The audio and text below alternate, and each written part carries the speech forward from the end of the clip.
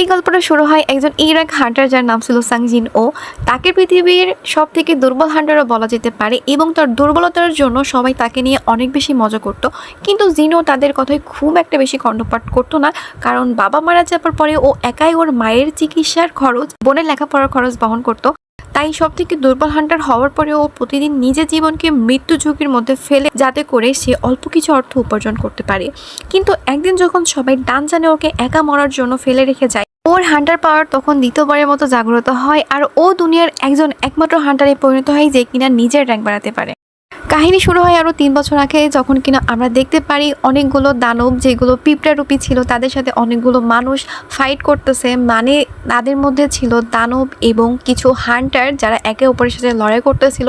এই মারামারি সূত্রপাত হয়েছিল যখন পৃথিবীর মাঝে একটি গেট খুলে যায় যার নাম ছিল পোর্টাল। গেটটির এক প্রান্তে ছিল মানুষ এবং অপর প্রান্তে ছিল মনস্টার, এবং গেট খোলার সাথে সাথেই কিছু মানুষের মধ্যে অদ্ভুত কিছু জাদুর শক্তি দেখা মিলে এবং তাদেরকে বলা হয় হান্টার। এবং এই সকল হান্টারদের শ্রেণী বিভাগ করা হয় S rank, A rank, B rank, C rank, D rank এবং ই র্যাঙ্ক। যাদের মধ্যে এস র্যাঙ্ক ছিল সব থেকে শক্তিশালী এবং ই র্যাঙ্ক ছিল সব থেকে দুর্বল র্যাঙ্কের হান্টার। তো এখানে আমরা দেখতে পারি কিছু হান্টার এবং মনস্টার মিলে অনেক ফাইট করে এবং এই ফাইট কিন্তু লাস্ট পর্যন্ত হান্টারগুলোই জিতে যায়। কিন্তু এই কাহিনীর সব থেকে মজার বিষয় হচ্ছে, মানে একজন সাধারণ মানুষ কখনোই একজন দানবের সাথে লড়াই করতে পারবে না, তার কারণ মানব সৃষ্ট বা মানুষের সৃষ্টি কোনো অস্ত্রই দানবের ওপর কার্যকর না, বা এটা দিয়ে দানবকে কখনোই পরাস্ত করা যাবে না। তাই এই দুনিয়াতে একজন হান্টারকে অনেক বেশি সম্মান করা হয় এবং হান্টারদের নিয়ে একটা অ্যাসোসিয়েশন তৈরি হয় যাকে বলা হয় হান্টার অ্যাসোসিয়েশন। এখানে সকল হান্টারদের তাদের র্যাঙ্ক অনুযায়ী তাদের কাজ প্রদান করা হয়ে থাকে। তো এখানে অন্যান্য সাধারণ দিনের মতো সকল হান্টাররা এক জায়গায় হয়, কারণ তাদের একটা গেট বা পোর্টাল গেট দেওয়া হয়েছে ডানজানে যাওয়ার জন্য। তো এখানে সাংজিনও উপস্থিত হওয়ার পরে সবাই তার সাথে উৎফুল্লভাবে কথা বলে। তো একজন হান্টার ভাবে যে কিনা সাংজিনোকে চিনে না, সেভাবে হয়তো জিনহো একজন এস র্যাঙ্ক হান্টার। তো একজন বড় র্যাঙ্কের হান্টার তাকে জানাই যে না, জিনহো এমন একজন হান্টার যে সব থেকে উইকেস্ট এবং সব থেকে নর্মাল মিশনে যাওয়ার পরেও সে অনেক বেশি ক্ষতিগ্রস্ত হয়। ঠিক সেই সময় আমরা দেখতে পারি জিনহোর ফ্রেন্ড জুহি যে একজন বি র্যাঙ্ক হান্টার জিনহোর সাথে কথা বলার জন্য আসে এবং তাকে এইসব কাজ করতে নিষেধ করে, কারণ সে অনেক বেশি ক্ষতিগ্রস্ত হচ্ছে এবং শারীরিকভাবে তার অবনতি অনেক বেশি। কিন্তু জিনহো জুহিকে বলে যে সে এটা নিয়ে খুশি এবং সে এটা করতে চায়, কারণ এছাড়া তার আর কোনো উপায় নাই। এরপরে আমরা দেখতে পারি সকল হান্টার এক জায়গায় হয়ে একজোট হয়ে তারা গেটের অপর পাশে যাওয়ার জন্য প্রস্তুতি গ্রহণ করে এবং সেখানে জিনও জলদি জলদি চলে আসে তাদের সাথে যাওয়ার জন্য। তো সেখানে যাওয়ার আগে জিনো মনে মনে ভাবে তার ছুরি কিন্তু অনেক দুর্বল এবং তার কাছে অর্থের অভাবে সে কিন্তু খুব একটা ভালো ছুরি কিনতে পারে নাই। তাই সে মনে মনে দৃঢ় প্রতিজ্ঞা করে সে একটা স্টোন হাসিল করবে, যাতে করে সে ডানজান থেকে আসার পরে তার নিজের জন্য একটা ভালো ছুরি সে নিতে পারে। তো বরাবরের মতোই সে সেখানে গিয়ে অনেক বেশি ঘায়েল হয়ে যায়, কিন্তু তারপরেও সে একটা স্টোন কালেক্ট করে। এবং অপর পাশে আমরা দেখতে পারি হান্টার অ্যাসোসিয়েশনের বস কিন্তু এখানে এক্সপ্লেন করে যে তারা হান্টারের থেকে নেওয়া স্টোনগুলো কালেক্ট করে সেগুলো উচ্চ লাভে বিক্রি করে তাদের জীবিকা নির্বাহ করে।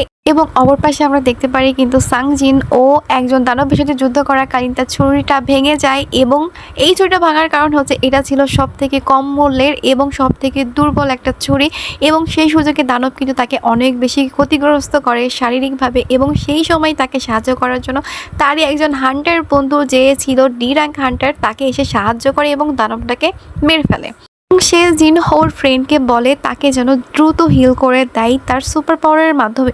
হান্টার মিলে কিন্তু মনস্টারের রাজাকে মেরে ফেলে এবং অনেক উল্লাস করতে থাকে। কিন্তু অপরদিকে জিনোর মন অনেক বেশি খারাপ থাকে, কারণ সে অনেক চেষ্টা করেছিল অনেক বেশি স্টোন কালেক্ট করে, কিন্তু সে একটাই কালেক্ট করে। ঠিক সেই সময় কিন্তু তাদের মধ্যে মানে হান্টারদের মধ্যে একজনই কিন্তু আরও একটা গেট খুঁজে পায়। সকলে গেটের মধ্যে আরও একটা গেট দেখে অনেক বেশি অবাক হয়ে যায় এবং তারা দুশ্চিন্তায় পড়ে যায় যে তাদের সেখানে যাওয়া উচিত হবে কি না। তাদের মধ্যে কিন্তু অনেকেই যেতে চায় এবং অনেকে যেতে রাজি হয় না। এই জন্য তারা কিন্তু একটা ভোট করার সিদ্ধান্ত নেয় এবং সেখানে কিন্তু ভোটের মাধ্যমে 6 জন করে ভাগাভাগি হয়ে যায়। মানে 6 জন সেখানে যেতে রাজি হয় এবং 6 জন রাজি হয় না, এবং লাস্ট থাকে জিনো, যাকে জিজ্ঞাসা করা হয়েছে তুমি কি চাও। যেটা শোনার পর জিনো অনেক বেশি দুশ্চিন্তায় পড়ে যায়, কারণ মাত্র ই র্যাঙ্ক হান্টারের গেট পার হওয়ার পরে তার এরকম একটা অবস্থা হয়েছে সামান্য একটি দানবের সে মোকাবেলা করতে পারে না এবং শারীরিকভাবে অনেক বেশি ক্ষতিগ্রস্ত হয়েছে। না জানি অপর প্রান্তে কত ভয়ানক দানব থাকবে। তারপরেও সে প্রতিজ্ঞাবদ্ধ হয় যে এবার সে অনেকগুলো স্টোন কালেক্ট করবেই। পরে আমরা একটা সংস্থা দেখতে পাই যেখানে মানুষের জাদুর পরিমাণ নির্ণয় করা হচ্ছিল, আর ওই সংস্থার বাইরে কিছু সংখ্যক লোক জাদুপ্রাপ্ত মানুষদের তাদের নিজস্ব হান্টার সংস্থায় যোগদান করার প্রস্তাব পেশ করতেছিল।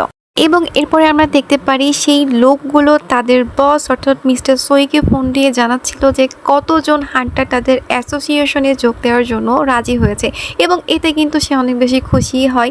এবং অপর প্রান্তে আমরা অন্য একটা সিনে দেখতে পারি যে চোর একটা মেয়ের ব্যাগ চুরি করে পালাচ্ছিল, এবং সেখানে কিন্তু অবস্থান করছিল একজন এসরেক হান্টার, এবং সে কিন্তু খুবই সাবলীলভাবে চোরদের কাছ থেকে ব্যাগটা চিনিয়ে নিতে সক্ষম হয়। এবং সেই সময় কিন্তু পাবলিক অর্থাৎ সাধারণ মানুষ কিন্তু তাকে চিনে ফেলে এবং তাকে ঘেরাও করে ফেলে। সে বাধ্য হয় সেখান থেকে পালিয়ে যেতে। ওটিকে আমরা দেখতে পারি সকল হান্টার গেটের দিকে অগ্রসর হতে শুরু করে। ঠিক সেই সময়ই জিনো কিন্তু জুহিকে বলে ওঠে, আমার ভোটের কারণে তোমাকে এই ডানজানির ভেতর যেতে হচ্ছে এবং তার জন্য আমি অনেক দুঃখিত। ঠিক তার প্রতি উত্তরে জুহি কিন্তু চিৎকার করে ওঠে জিনোর উপর এবং বলে ওঠে যে কেন নিজের জীবনে পরোয়া করে না, সে কেন নিজের জীবনে এরকম ছিনিমিনি খেলছে। এবং এইসব সম্পর্কে আরও অনেক কথাই জুহি বলতে থাকে জিনোকে, এবং জিনো অনেক বেশি অবাক হয়ে যায় জুহি এরকম কথাবার্তা শুনে। এবং সে সময় আমরা দেখতে পাই তারা কিন্তু পৌঁছে গেছে গেটের সম্মুখে, এবং তারা একে অপরের সাথে কথা বলে ডানজানের গেট খুলে ডানজানের ভেতর প্রবেশ করে। অপরদিকে শহরে যারা নতুন হান্টার হয়েছে তাদের হান্টার অ্যাসোসিয়েশনের প্রেসিডেন্টের ভিডিও দেখানো হয়, যেখানে তিনি তার বক্তৃতায় বলেন এই গেট পৃথিবীতে 10 বছর আগে অবতীর্ণ হয়, কিন্তু এখনও এই রহস্য ভেদ করা সম্ভব হয়নি। আপনারা যদি একজন হান্টারের মতো বেঁচে থাকতে চান তো আপনাদের প্রত্যেকটা সময় সতর্কতা অবলম্বন করতে হবে। আপনি যতই শক্তিশালী হন না কেন, আপনাকে বেঁচে থাকতে হলে অবশ্যই সবসময় সতর্কই থাকতে হবে। কিন্তু এই গাধা হান্টারদের দেখে মনে হচ্ছে তারা এসব কিছুই মনে রাখেনি, কারণ তারা এমন একটি গেট পার হচ্ছে যেটি অনেক বেশি রহস্যময়, ভয়ানক, আর যে কারোর মৃত্যু হতে পারে। ডানজানের ভেতরে গিয়ে তারা দেখে সেখানে চারিপাশে অনেকগুলো মূর্তি, যেগুলো এক একটা এক এক রকম, এবং এগুলো অনেক বেশি পুরনো এবং রহস্যময়। এগুলো দেখে সবাই ভাবনাতে পড়ে যায় যে এখানে আসলে মনস্টারের রাজা কোথায়। ঠিক সেই সময়ই সং মেঝেতে একটা বৃত্ত দেখতে পাই, যেটি দেখতে একদমই জাদুর বৃত্তর মতো, এবং একটি মূর্তির সাথে কোনো একটা রাজাকে সম্মান জানানোর শর্ত লেখা আছে, যেটি সং পড়তে শুরু করে।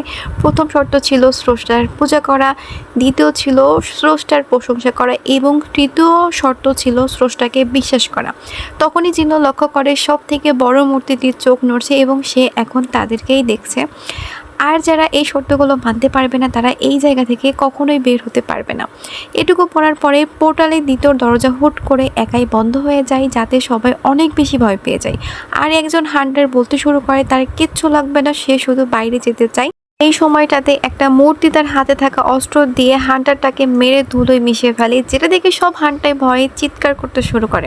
এরপরে যা হয়, পরবর্তী পর্ব পেতে হলে অবশ্যই লাইক, কমেন্ট এবং শেয়ার করে সাবস্ক্রাইব করে পাশে থাকুন। এবং আপনাদের রেসপন্স পেলে আমি অবশ্যই অতি দ্রুত নেক্সট পর্ব আপলোড করে দিব। সবাই ভালো থাকবেন। আল্লাহ হাফেজ।